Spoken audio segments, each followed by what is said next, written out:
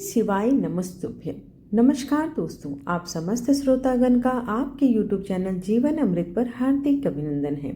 आज रसपान करेंगे शिव महापुराण का अध्याय 12। शिव महापुराण भारतीय धर्मशास्त्रों में एक अत्यंत पवित्र और प्रभावशाली ग्रंथ है, जिसमें भगवान शिव की महिमा, उनकी लीलाएं, भक्ति की श्रेष्ठता और जीवन के गुण रहस्यों का दिव्य वर्णन किया जा गया है। अध्याय 12 इस दिव्य पुराण का एक और विशेष सार्वगर्भित खंड है, जिसमें शिव तत्व की गहराई, उपासना की शक्ति और मानव जीवन के उद्धार का मार्ग विस्तार पूर्वक प्रस्तुत किया गया है। इस अध्याय में भगवान शिव की करुणा, उनकी सर्वव्यापकता और भक्तों के प्रति उनकी अटूट स्नेह का वर्णन है। यह न केवल धार्मिक ज्ञान प्रदान करता है, बल्कि आत्मिक शांति और आध्यात्मिक जागरण की ओर भी प्रेरित करता है। कथा के माध्यम से यह अध्याय हमें यह सिखाता है कि जब कोई सच्चे मन से शिव की आराधना करता है, तो वह सांसारिक बंधनों से मुक्त होकर मोक्ष की ओर अग्रसर हो सकता है। आइए शिव पुराण के इस दिव्य अध्याय में प्रवेश करें और भगवान शंकर की अनंत कृपा से अपने जीवन को पावन और आलोकित करें। हर हर महादेव। आप सभी से एक ही अनुरोध है कि कथा का रसपान हमेशा संपूर्ण करें, ताकि आपको इससे कोई लाभ मिले। और कथा आपको चैनल को लाइक, शेयर एंड सब्सक्राइब करना बिल्कुल न भूलें। इससे पहले के अध्याय को सुनने के लिए आप सभी का बहुत बहुत धन्यवाद। आज सुनिए शिव महापुराण की कथा में आगे का वृत्तांत। ब्रह्मा जी कहते हैं, नारद परमेश्वर भगवान शिव की बातें सुनकर और उनके साक्षात स्वरूप का दर्शन पाकर देवी पार्वती को बहुत हर्ष हुआ। उनका मुखमंडल प्रसन्नता के कारण कमल के दल के समान खिल उठा। उस समय वे बहुत ही सुख का अनुभव करने लगी। अपने सम्मुख खड़े महादेव जी से वे इस प्रकार बोली, हे देवेश्वर, आप सबके स्वामी हैं। हे प्रभु, पूर्व काल आपने जिस प्रिया के कारण प्रजापति दक्ष के संपूर्ण यज्ञ का पल भर में विनाश कर दिया, भला उसे ऐसे ही क्यों भुला दिया? हे सर्वेश्वर, हम दोनों का साथ तो जन्म जन्मांतर का है। प्रभु, इस समय मैं समस्त देवताओं की प्रार्थना से प्रसन्न होकर उनको तारकासुर के दुखों से मुक्ति दिलाने के लिए पर्वतों के राजा हिमालय की पत्नी देवी मैना के गर्भ से उत्पन्न हुई हूँ। आपको ज्ञात ही है कि आपको पुनः पति रूप में प्राप्त करने ही हेतु मैंने यह कठोर तपस्या की है। इसलिए हे देवेश, आप मुझसे विवाह कर मुझे मेरी इच्छानुसार अपनी पत्नी बना लें। भगवान, आप तो अनेक लीलाएं रचते हैं। अब आप मेरे पिता शैलराज हिमालय और मेरी माता मैना के समक्ष चलकर उनसे मेरा हाथ मांग लीजिए। भगवान, जब आप इन सब बातों से मेरे पिता को अवगत कराएंगे, तब वे निश्चय ही मेरा हाथ प्रसन्नता पूर्वक आपको सौंप देंगे। पूर्व जन्म में जब मैं प्रजापति दक्ष की पुत्री सती थी, उस समय मेरा और आपका विवाह हुआ था। तब मेरे पिता दक्ष ने ग्रहों की पूजा नहीं की थी। उस विवाह में ग्रह पूजन से संबंधित बहुत बड़ी त्रुटि रह गई थी। मैं यह चाहती हूँ कि इस बार शास्त्रोक्त विधि से हमारा विवाह संपन्न हो। हमें विवाह से संबंधित सभी रीति रिवाजों और रस्मों का भली भांति पालन करना चाहिए, ताकि इस बार हमारा विवाह सफल हो सके।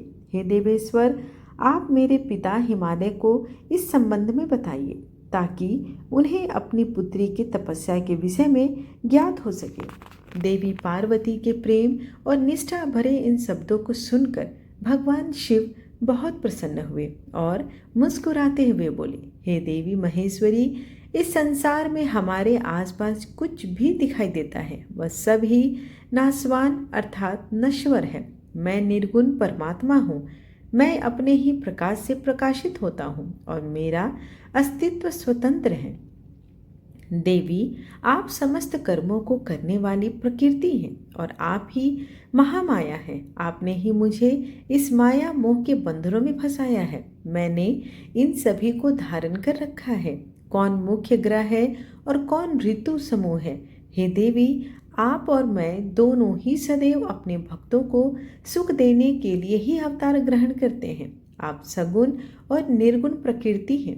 हे गिरिजे, मैं आपके पिता के पास आपका हाथ मांगने के लिए नहीं जा सकता, फिर भी आपकी इच्छा को पूरा करना मेरा कर्तव्य है। अतः आप जैसा कहेंगी मैं वैसा ही करूँगा। महादेव जी के ऐसा कहने पर देवी पार्वती अति हर्ष का अनुभव करने लगी और शिव जी को भक्ति पूर्वक प्रणाम करके बोली, हे नाथ, आप परमात्मा हैं और मैं प्रकृति हूँ। हम दोनों का अस्तित्व स्वतंत्र एवं सगुण है, फिर भी अपने भक्तों की इच्छा पूरा करना हमारा कर्तव्य है। भगवान, मेरे पिता हिमालय से मेरा हाथ मांगकर उन्हें दाता होने का सौभाग्य प्रदान करें। हे प्रभु, आप तो जानते हैं कि जगत के भक्त वत्सल नाम से आप विख्यात हैं। मैं भी तो आपकी परम भक्त हूँ। क्या मेरी इच्छा को पूरा करना आपके लिए महत्वपूर्ण नहीं है? हे नाथ, हम दोनों जन्म जन्म से एक दूसरे के ही हैं। हमारा अस्तित्व एक साथ है, तभी तो आपका अर्धनारीश्वर रूप सभी मनुष्यों, ऋषि, मुनियों एवं देवताओं द्वारा पूजित है। मैं आपकी पत्नी हूँ। मैं जानती हूँ कि आप निर्गुण, निराकार और परम ब्रह्म परमेश्वर हैं। आप सदा अपने भक्तों का हित करने वाले हैं। आप अनेकों प्रकार की लीलाएं रचते हैं। भगवान, आप सर्वज्ञ हैं। मुझ दीन पर भी अपनी कृपा दृष्टि करिए और अनोखी लीला रचकर इस विवाह के कार्य को सिद्धि प्रदान कीजिए। नारद, ऐसा कहकर देवी पार्वती दोनों हाथ जोड़कर और मस्तक को झुकाकर खड़ी हो गई। अपनी प्राण वल्लभा पार्वती की इच्छा का सम्मान करते हुए महादेव जी ने हिमालय से उनका हाथ मांगने हेतु अपनी स्वीकृति उन्हें प्रदान कर दी। तत्पश्चात त्रिलोकी नाथ महादेव जी उस स्थान से अंतर्ध्यान होकर अपने निवास कैलाश पर्वत पर चले गए। कैलाश पर्वत पर पहुंचकर शिव जी ने प्रसन्नतापूर्वक सारा वृत्तांत नंदीश्वर सहित अपने सभी गणों को सुनाया। यह जानकर सभी गण अत्यंत प्रसन्न हुए और नाचने गाने लगे। उस समय वहां महान उत्सव होने लगा। उस समय सभी खुश थे और आनंद का वातावरण था। ब्रह्मा जी बोले, हे महामुनि नारद, भगवान शिव के वहां से अंतर्ध्यान हो जाने के उपरांत देवी पार्वती भी अपनी सखियों के साथ प्रसन्नता पूर्वक अपने पिता के घर की ओर चल दी। उनके आने का शुभ समाचार सुनकर देवी मैना और हिमालय अति प्रसन्न हुए और तुरंत सिंहासन से उठकर देवी पार्वती से मिलने के लिए चल दिए। उनके सभी भाई भी उनकी जय जयकार करते हुए उनसे मिलने के लिए आगे चल दिए। देवी पार्वती अपने नगर के निकट पहुंची। वहां उन्होंने अपने माता पिता और भाइयों को नगर के मुख्य द्वार पर अपना इंतजार करते पाया। वे अत्यंत हर्ष से विभोर होकर उनका स्वागत करने के लिए खड़े थे। पार्वती जी ने हाथ जोड़कर उन्हें प्रणाम किया। हिमालय और मैना ने अपनी पुत्री को अनेकानेक आशीर्वाद देकर गले से लगा लिया। भाव विह्वल होकर उनकी आंखों से आंसू टपकने लगे। सभी उपस्थित लोगों ने उनकी मुक्त हृदय से प्रशंसा की। वे सभी कहने लगे कि पार्वती ने उनके कुल का उद्धार किया है और अपने मनोवांछित कार्य की सिद्धि की है। इस प्रकार सभी प्रसन्न थे और उनकी प्रसन्नता करते हुए सब थक नहीं रहे थे। लोगों से सुगंधित पुष्पों, चंदन एवं अन्य सामग्रियों से देवी पार्वती का पूजन किया। इस शुभ बेला में उन पर स्वर्ग से देवताओं ने भी पुष्प की वर्षा की तथा उनकी स्तुति की। तत्पश्चात बहुत आदर सहित उन्हें घर की ओर ले जाया गया और विधि विधान से उनका गृह प्रवेश कराया गया। ब्राह्मणों, ऋषि मुनियों, देवताओं और प्रजाजनों ने उन्हें अनेकों शुभ व उत्तम आशीर्वाद किए। इस शुभ अवसर पर शैलराज हिमालय ने ब्राह्मणों एवं दीन दुखियों को दान दिया। उन्होंने ब्राह्मणों से मंगल पाठ भी कराया। उन्होंने पधारे हुए सभी ऋषि मुनियों, देवताओं और स्त्री पुरुषों का आदर सत्कार किया। तत्पश्चात हिमालय अपनी पत्नी मैना को साथ लेकर गंगा स्नान को चले गए। तभी भगवान शिव नाचने वाले नट का वेश धारण करके उनके समीप पहुंचे। उनके बाएं हाथ में सिंह और दाहिने हाथ में डमरू था और पीठ पर कथरी रखी थी। उन्होंने सुंदर लाल वस्त्र पहने थे। नाचने गाने में वे पूर्णतः मग्न थे। नट रूप धारण किए हुए शिव जी ने बहुत सुंदर नृत्य किया और अनेक प्रकार के गीत गा गाकर सभी का मन मोह लिया। नृत्य करते समय वे बीच बीच में शंख और डमरू भी बजा रहे थे और मनोरम लीलाएं कर रहे थे। उनकी इस प्रकार की मन को हरने वाली लीलाएं देखने के लिए पूरे नगर के स्त्री पुरुष बच्चे बूढ़े वहां आ गए। नट रूपी भगवान शिव को नृत्य करते हुए देखकर उनका गाना सुनकर सभी मंत्र मुग्ध हो गए। परंतु देवी पार्वती से भला यह कब तक छिपता। उन्होंने मन ही मन अपने प्रिय महादेव जी के साक्षात दर्शन कर लिए। शिव जी का रूप ही अलौकिक है। उन्होंने पूरे शरीर पर विभूति मल रखी थी तथा उनके शरीर पर त्रिशूल बना हुआ था। गले में हड्डियों की माला पहन रखी थी। उनका मुख सूर्य के तेज के समान शोभा पा रहा था। उनके गले में यज्ञोपवीत के समान नाग लटका हुआ था। त्रिलोकीनाथ भगवान शिव के इस सुंदर मनोहरी स्वरूप का हृदय में दर्शन कर लेने मात्र से ही देवी पार्वती हर्षातिरेक से बेहोश हो गई। वे जैसे उनके स्वप्न में कह रहे थे कि देवी अपना मनोवांछित वर मांगो। हृदय में विराजमान इस अनोखे स्वरूप की मन ही मन प्रणाम करके पार्वती ने कहा कि भगवान मेरे पति बन जाइए। तब देवेश्वर ने मुस्कुराते हुए तथास्तु कहा और उनके स्वप्न से अंतर ध्यान हो गए। जब उनकी आंखें खुली तो उन्होंने शिव जी को नट रूप धारण किए वहां नाचते और गाते देखा। नट के रूप में स्वयं भक्त वत्सल भगवान शिव के नाच गाने से प्रसन्न होकर पार्वती की माता मैना सोने की थाली में रत्न मणिक हीरे और सोना लेकर उन्हें भिक्षा देने के लिए आई। उनका ऐश्वर्य देखकर शिव जी बहुत प्रसन्न हुए, परंतु उन्होंने उन सुंदर रत्नों और आभूषणों को लेने से इनकार कर दिया। वे बोले, देवी भला मुझे रत्नों और आभूषणों से क्या लेना देना है। यदि आप मुझे कुछ ही देना चाहती हैं तो अपनी कन्या का दान दे दीजिए। यह कहकर वे पुनः नृत्य करने लगे। उनकी बातें सुनकर देवी मैना क्रोध से उठ पड़ी। वे उन्हें उसी समय वहां से निकालना चाहती थी कि तभी गिरिराज हिमालय भी गंगा स्नान करके वापस लौट आए। जब उनकी पत्नी मैना ने उन्हें सभी बातें बताई तो वे ही जल्द से जल्द नट को वहां से निकालने को तैयार हो गए। उन्होंने अपने सेवकों को नट को बाहर निकालने की आज्ञा दी, परंतु यह असंभव था क्योंकि वे साक्षात शिव भोले शंकर ही थे। उन्होंने नट रूप को धारण किया हुआ था, परंतु उनका शरीर अद्भुत तेज से संपन्न था और वे परम तेजस्वी दिखाई दे रहे थे। उन्हें उठाकर निकाल फेंकना तो दूर की बात थी, उन्हें तो छूना भी कठिन था। तब उन्होंने मैना हिमालय को अनेक प्रकार की लीलाएं रचकर दिखाई। नट ने तुरंत ही श्री हरि विष्णु का रूप धारण कर लिया। उनके माथे पर किरीट, कानों में कुंडल और शरीर पर पीले वस्त्र अनोखी शोभा पा रही थी। उनकी 4 भुजाएं थी। पूजा करते समय हिमालय और मैना ने जो पुष्प, गंध एवं अन्य वस्तुएं अर्पित की थी वे सभी उनके शरीर और मस्तक पर शोभा पा रही थी। यह देखकर सभी आश्चर्यचकित हो गए। तत्पश्चात नट ने जगत की रचना करने वाले ब्रह्मा जी का चतुर्मुख रूप धारण कर लिया। उनका शरीर लाल रंग का था और वे वैदिक मंत्रों का उच्चारण कर रहे थे। उन सभी ने उस नट भक्त वत्सल भगवान शिव के उत्तम रूप को देखा। उनके साथ देवी पार्वती भी थी। वे रुद्र रूप में मुस्कुरा रहे थे। उनका वह स्वरूप अत्यंत सुंदर एवं मनोहारी था।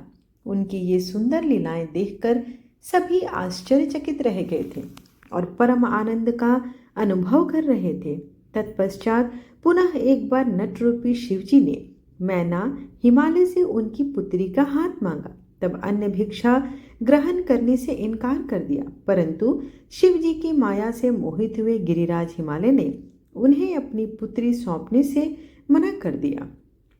बिना कुछ भी लिए वह नट वहां से अंतर ध्यान हो गए। वे सोचने लगे कि वे स्वयं भगवान शिव ही थे जो स्वयं यहाँ पधार कर हमारी कन्या का हाथ मांग रहे थे और हमें अपनी माया से छलकर अपने निवास कैलाश पर वापस चले गए हैं। यह सोचकर हिमालय और मैना दोनों ही एक पल को बहुत प्रसन्न हुए, परंतु अगले ही पल यह सोचकर उदास हो गए कि हमने स्वयं साक्षात शिव जी को बिना कुछ दिए और उनका आदर सम्मान किए बिना ही खाली हाथ अपने द्वार से लौटा दिया। वे अत्यंत व्याकुल हो उठे। ब्रह्मा जी बोले, हे नारद, गिरिराज हिमालय और देवी मैना के मन में भगवान शिव के प्रति भक्ति भाव देखकर सभी देवता आपस में विचार विमर्श करने लगे। तब देवताओं के गुरु बृहस्पति और ब्रह्मा जी से आज्ञा लेकर सभी भगवान शिव के पास कैलाश पर्वत पर गए।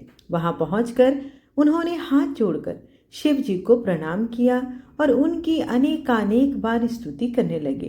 तत्पश्चात देवता बोले, हे देवादिदेव महादेव भगवान शंकर, हम दोनों हाथ जोड़कर आपकी शरण में आए हैं। हम पर प्रसन्न होइए और हम पर अपनी कृपा दृष्टि बनाइए। हे प्रभु, आप तो भक्त वत्सल हैं और अपने भक्तों की प्रसन्नता के लिए कार्य करते हैं। आप दीन दुखियों का उद्धार करते हैं। आप दया और करुणा के अथाह सागर हैं। आप ही अपने भक्तों को संकटों से दूर करते हैं तथा उनकी सभी विपत्तियों का नाश भी आप ही करते हैं। इस प्रकार महादेव जी की अनेक बार स्तुति करने के बाद देवताओं ने भगवान शिव को गिरिराज हिमालय और उनकी पत्नी मैना की भक्ति से अवगत कराया और आदर सहित सभी बातें उन्हें बता दी। तत्पश्चात भगवान शिव ने हंसते हुए उनकी सभी प्रार्थनाओं को स्वीकार कर लिया। तब अपने कार्य को सिद्ध हुआ समझकर सभी देवता प्रसन्नता पूर्वक अपने अपने धाम को लौट गए। जैसा कि आप सभी जानते हैं कि भगवान शिव को लीलाधारी कहा गया है। वे माया के स्वामी हैं। पुनः वे शैलराज हिमालय के घर गए। उस समय राजा हिमालय अपनी पुत्री पार्वती सहित सभा भवन में बैठे हुए थे। उन्होंने ऐसा रूप धारण किया कि वे कोई ब्राह्मण अथवा साधु संत हैं। उनके हाथ में दंड व छत्र था। शरीर पर दिव्य वस्त्र तथा माथे पर तिलक शोभा पा रही थी। उनके गले में शालिग्राम तथा हाथ में स्फटिक की माला थी। वे मुक्त कंठ से हरि नाम का जप कर रहे थे। उन्हें आया देखकर पर्वतों के राजा हिमालय तुरंत उठकर खड़े हो गए और उन्होंने ब्राह्मण को भक्ति भाव से साष्टांग प्रणाम किया। देवी पार्वती अपने प्राणेश्वर भगवान शिव को तुरंत पहचान गई। उन्होंने उत्तम भक्ति भाव से सिर झुकाकर उनकी स्तुति की। वे मन ही मन बहुत प्रसन्न हुई। तब ब्राह्मण रूप में पधारे भगवान शिव ने सभी को आशीर्वाद दिया। तत्पश्चात हिमालय ने उन ब्राह्मण देवता की पूजा आराधना की और उन्हें मधु पर्क आदि पूजन सामग्री भेंट की, जिसे शिव जी ने प्रसन्नता पूर्वक ग्रहण किया। तत्पश्चात पार्वती के पिता हिमालय ने उनका कुशल समाचार पूछा। अब बोले, हे विप्र, आप कौन हैं? यह प्रश्न सुनकर वे ब्राह्मण देवता बोले, हे गिरिश्रेष्ठ, मैं वैष्णव ब्राह्मण हूँ और भूतल पर भ्रमण करता रहता हूँ। मेरी गति मन के समान है। एक पल में यहाँ तो दूसरे पल में वहाँ। मैं सर्वज्ञ परोपकारी शुद्ध आत्मा हूँ। मैं ज्योतिषी हूँ और भाग्य की सभी बातें जानता हूँ। क्या हुआ है, क्या होने वाला है, यह सब कुछ मैं पहले से ही जानता हूँ। मुझे ज्ञात हुआ कि आप अपनी दिव्य सुलक्षणा पुत्री पार्वती, जो कि अत्यंत सुंदर एवं लक्ष्मी के समान है, आश्रय विहीन कुरूप और गुणहीन महेश्वर शिव को सौंपना चाहते हैं। वे शिव जी तो मरघट में रहते हैं। उनके शरीर पर हर समय सांप लिपटे रहते हैं और वे अधिक समय योग और ध्यान में ही बिताते हैं। वे नंग अर्धंग होकर इधर उधर भटकते रहते हैं। उनके पास पहनने के लिए भी वस्त्र नहीं है। वे मृगछाल में रहते हैं। आज कोई उन्हें कुल के विषय में भी नहीं जानता। वे स्वभाव से बहुत ही उग्र हैं। बात बात पर उन्हें क्रोध आ जाता है। वे अपने शरीर पर सदा भस्म लगाए रहते हैं। सिर पर उन्हारे जटाजूट धारण करते हैं। ऐसे अयोग्य वर की जिसमें अच्छा और रुचिकर कहने लायक कुछ भी ना हो, आप क्यों अपनी पुत्री का जीवन साथी बनाना चाहते हैं? आपका यह सोचना कि शिव ही आपकी पुत्री के योग्य है सर्वथा गलत है। आप तो महान ज्ञानी हैं। आप नारायण कुल में उत्पन्न हुए हैं। भला आपकी सुंदर पुत्री को वरों की क्या कमी हो सकती है? उस परम सुंदरी से विवाह करने को अनेकों देशों के महान वीर, बलशाली, सुंदर, स्वस्थ राजा और राजकुमार सहस्र तैयार हो जाएंगे। आप तो समृद्धिशाली हैं। आपके घर में भला किस वस्तु की कमी हो सकती है? परंतु शैलराज, जहां आप अपनी पुत्री को ब्याहना चाहते हैं, वे बहुत ही निर्धन है। यहाँ तक कि उसके भाई बंधु भी नहीं है। वे सर्वथा अकेले रहता है और उसका कोई निवास स्थान भी नहीं है। गिरिराज हिमालय, आपके पास अभी समय है, अतः आप अपने भाई बंधुओं, पुत्रों व अपनी प्रिय पत्नी देवी मैना से इस विषय में पुनः बात करें। अपनी पुत्री पार्वती से इस विषय में कोई सलाह न लें, क्योंकि वे शिव गुण दोषों के बारे में कुछ भी नहीं जानती। ऐसा कहकर ब्राह्मण देवता तो वास्तव में साक्षात भगवान शिव ही थे। हिमालय का आदर सत्कार ग्रहण करके आनंद पूर्वक वहां से अपने धाम को चले गए। ब्रह्मा जी बोले, ब्राह्मण के रूप में पधारे स्वयं भगवान शिव की बातों को देवी मैना पर बहुत प्रभाव पड़ा और वे बहुत दुखी हो गई। वे अपने पति हिमालय से कहने लगी कि इस ब्राह्मण ने शिवजी की निंदा की है। उसे सुनकर मेरा मन बहुत खिन्न हो गया। जब भगवान शिव का रूप और शील सभी कुत्सित है तथा सभी उनके विषय में बुरा ही सोचते हैं और उन्हें मेरी पुत्री के स्वार्थ अयोग्य मानते हैं, तो मैं अपनी प्रिय पुत्री का हाथ कदापि उनके हाथ में नहीं दूंगी। मुझे अपनी पुत्री अपने प्राणों से भी अधिक प्यारी है। यदि आपने मेरी बात नहीं मानी तो मैं इसी समय विष खा लूंगी और अपने प्राण को त्याग दूंगी। साथ ही अपनी बेटी पार्वती को लेकर इस घर से चली जाऊंगी। मैं पार्वती के गले में फांसी लगा दूंगी, उसे वनों में ले जाऊंगी अथवा किसी सागर में डुबो दूंगी, परंतु किसी भी हालत में उसका विवाह उस पिनकधारी शिव के साथ तो बिल्कुल नहीं होने दूंगी। यह कहकर देवी मैना रोती हुई तुरंत कोप भवन में चली गई। उन्होंने अपने कीमती वस्त्रों, आभूषणों का त्याग कर दिया और जमीन पर लेट गई। जब इस विषय में भगवान शिव को जानकारी हुई तो उन्होंने सप्त ऋषियों को याद किया। वे तुरंत ही वहां आ गए। जब त्रिलोकीनाथ भगवान शिव ने सप्त ऋषियों को देवी मैना को समझाने की आज्ञा देकर उनके घर भेजा। त्रिलोकीनाथ भगवान शिव का आदेश मिलने पर सप्त ऋषि उन्हें श्रद्धापूर्वक प्रणाम करके आकाश मार्ग से पर्वतों के राजा हिमालय के राज्य की ओर चल दिए। सप्त ऋषि जब हिमालय के नगर के लिए निकले और वहां पहुंचे तो वहां का ऐश्वर्य देखकर उसकी प्रशंसा करने लगे। वे सातों ऋषि आकाश में सूर्य के समान चमकते हुए जान पड़ते थे। आकाश मार्ग से आता हुआ देखकर हिमालय को बहुत आश्चर्य हुआ। शैलराज सोचने लगे कि इन तेजस्वी सप्त ऋषियों के आगमन से आज मेरा संपूर्ण राज्य धन हो गया। सभी सूर्य तुल्य तपस्वी सप्त ऋषि आकाश से उतरकर पृथ्वी पर खड़े हो गए। गिरिराज हिमालय ने दोनों को हाथ जोड़कर अपना मस्तक झुकाकर आदर पूर्वक उन्हें प्रणाम किया और उनका विधिवत पूजन किया तथा उनकी स्तुति की। तत्पश्चात गिरिराज हिमालय ने कहा कि आज मेरा घर धन्य हो गया। जो आपके चरणों की रज पाकर मैं और मेरा यह पूरा कुटुंब धन्य और पवित्र हो गया। मेरा जीवन आपके दर्शनों से धन्य हो गया है। फिर आदर पूर्वक हिमालय ने सप्त ऋषियों को आसनों पर बैठाया। हिमालय बोले, आज मेरा जीवन सफल हो गया है। आज मेरा सम्मान इस संसार में बहुत बढ़ गया है। जिस प्रकार अनेक तीर्थों के दर्शनों को पुण्य कमाने का स्रोत माना जाता है, उसी प्रकार आज मैं भी पवित्र तीर्थों के समान वंदनीय हो गया हूँ। हे ऋषिगणों, आप साक्षात भगवान विष्णु के समान हैं। आपने हम तीनों के घरों की शोभा बढ़ा दी है। आज मैं स्वयं को संसार का सबसे महत्वपूर्ण व्यक्ति मान रहा हूँ। यद्यपि मैं इस तुच्छ अदना सा मनुष्य हूँ, फिर भी मेरे योग्य कोई सेवा हो तो मुझे अवश्य बताएं। आपका कार्य करके मुझे हार्दिक प्रसन्नता होगी। सप्त ऋषि कहने लगे, हे शैलराज, भगवान शिव का इस संपूर्ण जगत के पिता हैं। वे निर्गुण और निराकार हैं। वे सर्वज्ञ हैं। वे ही परम ब्रह्म परमात्मा हैं और वे ही सर्वेश्वर हैं। वे ही इस जगत का आदि और अंत हैं। आप भली भांति त्रिलोकीनाथ भगवान शिव के विषय में सब कुछ जानते ही हो। वे भक्त वत्सल हैं और सदा ही अपने भक्तों के अधीन हैं। तुम्हारी परम प्रिय पुत्री देवी पार्वती ने भगवान शिव को अपनी कठोर तपस्या से प्रसन्न करके अपना मनोवांछित वर प्राप्त कर लिया है। उन्होंने प्रभु शिव को पति रूप में पाने का वर प्राप्त किया है। जिस प्रकार भगवान शिव को इस जगत का पिता माना जाता है, उसी प्रकार पार्वती को, जो कि शिवा का रूप है, उन्हें जगत जननी माना जाता है। अतः आप अपनी कन्या पार्वती का विवाह महात्मा शिव शंकर से कर दीजिए। ऐसा करके आपका जन्म सफल हो जाएगा और आप गुरुओं के भी गुरु बन जाएंगे।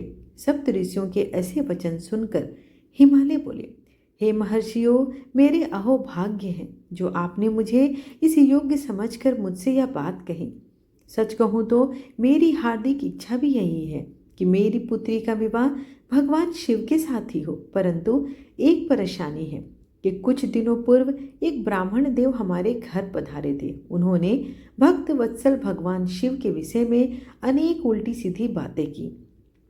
उस वैष्णव ब्राह्मण ने शिव जी की घोर निंदा की, उन्हें अमंगलकारी बताया। यह सब बातें सुनकर मेरी पत्नी देवी मैना की बुद्धि पलट गई है। उनका समस्त ज्ञान भ्रष्ट हो गया है। अब वे अपनी पुत्री पार्वती का विवाह परम योगी रुद्रदेव से कदापि नहीं करना चाहती। हे सप्तऋषियों, वे जिद करके बैठी हैं कि वे अपनी पुत्री पार्वती का विवाह भगवान शिव से कभी भी नहीं करेंगे। इसलिए वे अभी सभी आभूषणों, राष्ट्रीय वस्त्रों को त्याग कर कोप भवन में जाकर लेट गई हैं। मेरे बहुत समझाने पर भी वे कुछ नहीं समझ रही हैं। आपसे सच सच अपने दिल की इच्छा कहूँ तो उन वैष्णव ब्राह्मण की बातें सुनकर अब मैं भी नहीं चाहता कि मेरी पुत्री का विवाह शिव जी से हो। नारद, इस प्रकार भगवान शिव की माया से मोहित होकर गिरिराज हिमालय ने ये सब बातें कही और यह कहकर चुप हो गए। तब सप्त ऋषियों ने कोप भवन में लेटी हुई देवी मैना को समझाने के लिए देवी अरुंधति को भेजा। अपने पति की आज्ञा पाकर देवी अरुंधति उस कोप भवन में पहुंची, जहां देवी मैना रुष्ट होकर पृथ्वी पर लेटी हुई थी और पार्वती उनके पास ही बैठकर उन्हें समझा रही थी। साध्वी अरुंधति ने कहा, देवी मैना उठिए, मैं अरुंधति और सप्त ऋषियों की पत्नी हूँ। देवी अरुंधति को वहां अपने कक्ष में देखकर देवी मैना उठकर बैठ गई और साक्षात लक्ष्मी के समान उन परम तेजस्विनी को देख उनके चरणों पर अपना सिर रखकर बोली, आज हमारे घर में ब्रह्मा जी की पुत्र वधू और महर्षि वशिष्ठ जी की पत्नी अरुंधति सहित सप्त ऋषियों ने पधार कर हमें किस पुण्य का फल प्रदान किया है। आपके आने से हमारा कुल धन्य हो गया। मैं आपसे यह जानना चाहती हूँ कि आपके इस तरह यहाँ आने का क्या उद्देश्य है। देवी मैना के ऐसा कहने पर देवी अरुंधति मुस्कुराई और उन्हें समझाकर कोप भवन से बाहर उस स्थान पर ले गई जहाँ सप्त ऋषियों सहित गिरिराज हिमालय बैठे हुए थे। तब देवी मैना को वहां आया देखकर श्रेष्ठ और परम ज्ञानी सप्तऋषि भगवान शिव को मन में स्मरण कर समझाने लगे। सप्तऋषि बोले, हे शैलराज, तुम अपनी पुत्री पार्वती का विवाह त्रिलोकीनाथ भक्त वत्सल भगवान शिव से कर दो। वे तो सर्वेश्वर हैं, वे कभी भी किसी से याचना नहीं करते। जगत की रचना के स्तोत्र ब्रह्मा जी ने तारकासुर को यह वरदान दिया है कि केवल शिव पुत्र के हाथों ही उसका वध होगा। इस समय तारकासुर के कारण तीनों लोकों में हाहाकार मचा हुआ है। उसने देवराज इंद्र सहित सभी देवताओं को स्वर्ग से निकाल दिया है। साथ ही वह निर्दोष लोगों का भी शत्रु बन बैठा है। साधुओं और ऋषि मुनियों को यज्ञ नहीं करने देता तथा उनकी पूजा उपासना को तारकासुर के सैनिक समय समय पर नष्ट कर देते हैं। उन्होंने सभी के जीवन को कष्टकारी बना रखा है। इस संसार में व्याप्त बुराइयों और दुष्ट प्रवृत्तियों के विनाश के लिए संहारक रुद्रदेव का पुत्र ही सबसे उपयुक्त है। उस वीर और बलवान पुत्र की प्राप्ति के लिए यह आवश्यक है कि भगवान शिव विवाह करें। इसलिए ब्रह्मा जी ने भगवान शिव से विवाह करने की प्रार्थना की है। यह सर्वविदित है कि भगवान शिव परम योगी हैं और विवाह के लिए उत्सुक नहीं हैं। तुम्हारी पुत्री पार्वती ने भगवान शिव की कठोर तपस्या करके शिव को अपना पति बनाने के लिए वर प्राप्त किया था। यही कारण है कि महादेव जी देवी पार्वती का पाणी ग्रहण करना चाहते हैं। सप्त ऋषियों की यह बात सुनकर हिमालय विनय पूर्वक बोले, हे ऋषिगण, आपकी बातें सही हैं, परंतु जहाँ तक मैं जानता हूँ शिव जी के पास ना तो रहने के लिए घर है, ना ही कोई नाते रिश्तेदार हैं और ना ही कोई बंधु बांधव है।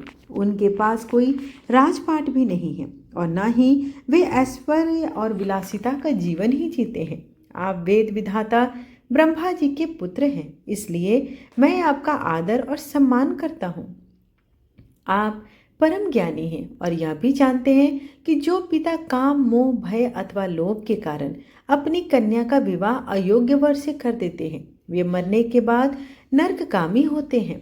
इसलिए मैं कोई ऐसा कार्य नहीं करना चाहता जिससे मैं नरक का भागी बनूं।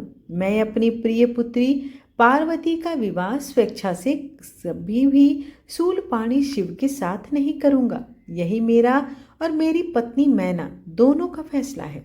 हे महर्षियों, आप परम ज्ञानी और समझदार हैं, इसलिए हमारे लिए उचित विधान को बताकर हमें कृतार्थ करें। ब्रह्मा जी बोले, हे नारद, हिमालय के कहे वचनों को सुनकर महर्षि वशिष्ठ जी बोले, हे शैलराज, भगवान शंकर इस संपूर्ण जगत के पिता हैं और देवी पार्वती इस जगत की जननी है। शास्त्रों की जानकारी रखने वाला उत्तम मनुष्य वेदों में बताए गए 3 प्रकार के वचनों को जानता है। पहला वचन सुनते ही बड़ा प्रिय लगता है, परंतु वास्तविकता में वह असत्य व अहितकारी होता है। इस प्रकार का कथन हमारा शत्रु ही कह सकता है। दूसरा वचन सुनने में अच्छा नहीं लगता, परंतु उसका परिणाम सुखकारी होता है। तीसरा वचन सुनने में अमृत के समान लगता है तथा परिणामतः हित वाला नहीं होता। इस प्रकार नीति शास्त्र में किसी बात को कहने के 3 प्रकार बताए गए हैं। आप इन 3 प्रकारों में से किस तरह का वचन सुनना चाहते हैं? मैं आपकी इच्छा अनुसार ही बात करूंगा। भगवान शंकर सभी देवताओं के स्वामी हैं। उनके पास दिखावटी संपत्ति नहीं है। वे महान योगी हैं और सदैव ज्ञान के महासागर में डूबे रहते हैं। वे ही सबके ईश्वर हैं। गृहस्थ पुरुष राज्य और संपत्ति के स्वामी मनुष्य को ही अपनी पुत्री का वर चुनता है। ऐसा न करके यदि वह किसी दीनहीन को अपनी कन्या ब्याह दे तो उसे कन्या के वध का पाप लगता है। शैलराज, आप शिव स्वरूप को जानते ही नहीं। धनपति कुबेर आपका सेवक है। कुबेर को यहाँ धन की कौन सी कमी है, जो स्वयं सारे संसार की उत्पत्ति, पालन और संहार करते हैं। उन्हें भोजन की भला क्या कमी हो सकती है। ब्रह्मा, विष्णु और रुद्रदेव सभी भगवान शिव का ही रूप है। शिव जी से प्रकट हुई प्रकृति अपने अंश से 3 प्रकार की मूर्तियों को धारण करती हैं। उन्होंने मुख में सरस्वती, वक्षस्थल से लक्ष्मी एवं अपने तेज से पार्वती को प्रकट किया है। भला उन्हें दुख कैसे हो सकता है? तुम्हारी कन्या तो कल्प कल्प में उनकी पत्नी होती रही हैं एवं होती रहेंगी। अपनी कन्या सदाशिव को अर्पण कर दो। तुम्हारी कन्या के तपस्या करते समय देवताओं की प्रार्थना पर सदाशिव तुम्हारी कन्या के समीप पहुंचकर उन्हें उनका मनोवांछित वर प्रदान कर चुके हैं। तुम्हारी पुत्री पार्वती के कहे अनुसार शिव जी तुमसे तुम्हारी कन्या का हाथ मांगने के लिए तुम्हारे घर पर 2 बार पधारे, पर तुम उन्हें पहचान नहीं सके। वे नटराज और ब्राह्मण वेशधारी शिव ही थे जो तुम्हारी कन्या का हाथ मांगने आए थे, पर तुमने उन्हें मना कर दिया। यह तुम्हारा दुर्भाग्य नहीं है तो क्या है? अब यदि तुमने प्रेम से शिवजी को अपनी कन्या का दान नहीं किया तो भगवान शंकर बलपूर्वक ही तुम्हारी कन्या से विवाह कर लेंगे। शैलेंद्र, यह बात अगर आप ठीक से नहीं समझेंगे तो आपका अस्तित्व ही समाप्त हो जाएगा। आपको शायद यह ज्ञात नहीं है कि पूर्व में देवी शिवा ने ही प्रजापति दक्ष की पत्नी के गर्भ से जन्म लिया था और सती के नाम से प्रसिद्ध हुई थी। उन्होंने कठोर तपस्या करके भक्त वत्सल भगवान शिव को वरदान स्वरूप पति के रूप में प्राप्त किया था, परंतु अपने पिता दक्ष द्वारा आयोजित महान यज्ञ में अपने पति त्रिलोकीनाथ भगवान शिव की अवहेलना एवं निंदा होते देखकर उन्होंने स्वेच्छा से अपने शरीर को त्याग दिया था, वही साक्षात जगदम्बा इस समय आपकी पत्नी मैना के गर्भ से प्रकट हुई हैं और कल्याणमयी भगवान शिव को जन्म जन्मांतर की भांति पति रूप में पाना चाहती हैं। अतः गिरिराज हिमालय, आप स्वयं अपनी इच्छा से अपनी पुत्री का हाथ महादेव जी को सौंप दें। इन दोनों का साथ इस जगत के लिए मंगलकारी है। शैलराज, यदि आप स्वेच्छा से शिवजी और देवी पार्वती का विवाह नहीं करेंगे तो पार्वती स्वयं अपने आराध्य भगवान शिव के धाम कैलाश पर्वत चली जाएंगी। आपकी प्रिय पत्नी और आपकी प्रिय पुत्री पार्वती की इच्छा का सम्मान करते हुए ही भगवान शिव स्वयं आपसे पार्वती का हाथ मांगने के लिए वेश बदल कर आपके घर आए, परंतु आपने उनको नहीं पहचाना और आपने कन्या देने से इनकार कर दिया। आपके शिखर पर तपस्या के लिए पधारे भगवान शिव की देवी पार्वती ने जब सेवा की थी तो आप भी उनके इस निर्णय में उनके साथ थे। आपकी आज्ञा प्राप्त करके ही देवी पार्वती भगवान शिव को पति रूप में पाने की इच्छा लेकर तपस्या करने हेतु वन गई थी। इसके बाद भी आप पुनः इस विचार को क्यों छोड़ रहे हैं कि इस प्रण और कार्य को आपने सराहा था, फिर आज ऐसा क्या हो गया कि आप अपने ही वचनों से पीछे हट रहे हैं। भगवान शिव ने देवताओं की प्रार्थना स्वीकार करके हम सप्त ऋषियों को और देवी अरुंधति को आपके पास भेजा है, इसलिए हम आपको यह समझाने आए हैं कि आप पार्वती जी का हाथ भगवान शिव के हाथों में दे दें। ऐसा करके आपको बहुत आनंद प्राप्त होगा। भगवान शिव ने तपस्या के पश्चात प्रसन्न होकर देवी पार्वती को यह वरदान दिया है कि वे उनकी पत्नी हो। भगवान शिव परमेश्वर है, उनकी वाणी कदापि असत्य नहीं हो सकती। उनका वरदान अवश्य ही सत्य सिद्ध होगा। इसलिए हम सप्त ऋषि आपसे यह अनुरोध कर रहे हैं कि आप इस विवाह हेतु प्रसन्नता पूर्वक अपनी स्वीकृति प्रदान करें। ऐसा करके आप अपने परिवार का ही नहीं, समस्त मानव और देवताओं का भी कल्याण करेंगे। ब्रह्मा जी बोले, हे नारद, कुल की रक्षा करने के लिए किसी एक का त्याग कर देना ही नीति शास्त्र कहलाता है। जिस प्रकार राजा अरण्य में अपने राजपाट, संपत्ति और अपने परिवार की रक्षा के लिए अपनी पुत्री का विवाह एक ब्राह्मण से कर दिया था, इसी प्रकार लोक कल्याण के लिए आपको भी स्वीकृति दे देनी चाहिए। राजा अनरण्य के बारे में सुनकर शैलराज हिमालय ने पूछा, हे महर्षि, मैं राजा अनरण्य की कथा सुनना चाहता हूँ। गिरिराज हिमालय के ऐसे वचन सुनकर मुनि वशिष्ठ जी बोले, हे पर्वतराज महाराज, मनु की 14वीं संतान इंद्रा सवर्णी के वंश में ही राजा अनरण्य का जन्म हुआ था। वे भगवान शिव के परम भक्त थे। 7 द्वीपों पर उनका राज्य था। राजा अनरण्य ने भृगु मुनि को अपना आचार्य बनाकर 100 यज्ञ पूर्ण कराए थे। राजा अनरण्य की 5 रानियां, 100 पुत्र और एक साक्षात लक्ष्मी स्वरूपा परम सुंदरी कन्या थी, जिसका नाम पद्मा था। पद्मा इकलौती पुत्री होने के कारण बहुत लाडली थी। राजा अनरण्य और उनकी 5 रानियां पद्मा को बहुत प्यार करते थे। राजा बहुत ही सरल, न्यायप्रिय व उदार थे। देवताओं द्वारा स्वर्ग का सिंहासन दिए जाने पर उन्होंने उसे ग्रहण करने से इनकार कर दिया था। जब राजा अनरण्य की प्रिय पुत्री पद्मा विवाह के योग्य हुई तो राजा अनरण्य को उसके विवाह की चिंता सताने लगी। पद्मा के लिए योग्य वर की खोज शुरू हो गई। चारों दिशाओं में सुयोग्य वर की तलाश की जा रही थी। अनेकों राजाओं को पत्र लिखे गए। एक दिन संयोगवश देवी पद्मा वन में विहार के लिए अपनी सखियों के साथ गई हुई थी। वहां तपस्या करके लौट रहे ऋषि पिपलाद की दृष्टि पद्मा नाम की सुंदर कन्या पर पड़ गई। वे उसकी सुंदरता पर मोहित हो गए। वे उस सुंदरी को मन में बसाए हुए ही अपनी कुटिया पर पहुंच गए। सुंदरी का सौंदर्य पिपलाद के मन मस्तिष्क में फंस गया। एक दिन ऋषि पिपलाद पुष्पा भद्रा नामक नदी में स्नान करने गए।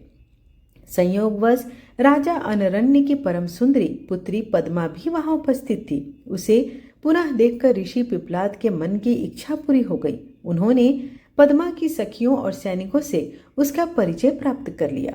वहीं कुछ मनुष्यों ने ऋषि की हंसी उड़ाते हुए कहा कि ऋषि जी, आपका मन देवी पद्मा पर मुग्ध हो गया है, तो आप महाराज से उन्हें मांग क्यों नहीं लेते। इस प्रकार के वचन सुनकर पिपलाद लज्जित तो हुए, परंतु उनके दिल में सुंदरी पद्मा को पाने की इच्छा कम नहीं हो रही थी और भी बलवती हो गई। स्नान, नित्य कर्म और शिव पूजन आदि से निवृत्त होकर पुनि पिपलाद राजा अनरण्य की सभा में चले गए। अपने दरबार में मुनि को पधारा देखकर राजा अनरण्य ने चरण छूकर उनका अभिवादन किया तथा विधिवत पूजन करने के पश्चात उन्हें आसन पर बैठाया तथा पूछा कि मैं आपकी क्या सेवा कर सकता हूँ। इस पर ऋषि पिपलाद बोले, राजा आप अपनी कन्या पद्मा को मुझे सौंप दीजिए। यह सुनकर राजा चुप हो गए। इस पर पिपलाद मुनि कहने लगे, राजा यदि शीघ्र ही तुमने अपनी कन्या मुझे नहीं सौंप दी तो मैं क्षण भर में ही तुम्हें और तुम्हारे कुल को भस्म कर दूंगा। यह बात सुनकर राजा, उनकी रानियां, नौकर चाकर सभी डर गए और रोने लगे। राजा अनरण्य यह सोच अत्यंत व्याकुल हो उठे कि वैसे ही अपनी फूलों से भी कोमल पुत्री का हाथ एक बूढ़े ऋषि को कैसे दूं। राजा इसी चिंता में डूबे हुए थे कि वे क्या करें। तभी वहां उनके पुरोहित और राजगुरु आ पहुंचे। राजा ने सारा वृतांत उन्हें सुनाया। इस पर राजगुरु बोले कि राजन, आपको अपनी कन्या का विवाह किसी से तो करना ही है, तो क्यों ना इसका विवाह ऋषि पिपलाद से ही कर दिया जाए, क्योंकि इससे आपके कुल की भी रक्षा होगी और सभी बच जाएंगे। यह ब्राह्मण इस कुल का विनाश कर सकते हैं और यह अच्छा बिल्कुल नहीं है, और यह पद्मा का विवाह इन्हीं से हो जाए तो यह उत्तम होगा। इस प्रकार अपने राज पुरोहित और राजगुरु के वचन सुनकर राजा अनरण्य ने अपने कुल की रक्षा हेतु अपनी कन्या को वस्त्र आभूषणों से अलंकृत कर उसे ऋषि पिपलाद को समर्पित कर दिया। तत्पश्चात देवी पद्मा और ऋषि पिपलाद का वैदिक रीति से पारिणोत्सव संपन्न हुआ। राजा ने प्रसन्नता पूर्वक अपनी पुत्री को विदा कर दिया। राजा अनरण्य से विदा लेकर ऋषि पिपलाद अपनी पत्नी पद्मा को साथ लेकर अपने आश्रम पर पहुंचे। इस शोक में ही हमने अपनी पुत्री को एक वनवासी बूढ़े को सौंप दिया। राजा अनरण्य राजपाट छोड़कर वन को चले गए। अपने पति और पुत्री की याद में रो रो कर रानी ने अपने प्राण त्याग दिए। उनके घर परिवार में चारों ओर दुख ही दुख पसर गया। राजा अनरण्य ने शिव कृपा से शिवलोक को प्राप्त किया। तत्पश्चात उनके पुत्र कीर्तिमान ने राज्य किया और उनके कुल का नाम चारों ओर फैल गया। इसलिए हे हिमालय राज, आप अपनी पुत्री को भगवान शिव को अर्पण करके अपने राज्य, कुल और धन की रक्षा करके सभी देवताओं को अपने अधीन कर लीजिए। नारद जी शैलराज हिमालय राजा अनरण्य की कथा सुनकर बोले कि हे मुनि वशिष्ठ, आपने मुझे बहुत ही उत्तम कथा सुनाई है। अब मुझ पर कृपा करके मुझे ऋषि पिपलाद और देवी पद्मा के विवाह से जुड़ी हुई आगे की कथा भी सुनाइए। इस प्रकार शिव महापुराण कथा का 12वां अध्याय यहीं पर समाप्त हुआ। आशा करती हूँ कि आपको आज की कथा पसंद आई हो। वीडियो पसंद आए तो चैनल को लाइक, शेयर एंड सब्सक्राइब अवश्य करें। धन्यवाद।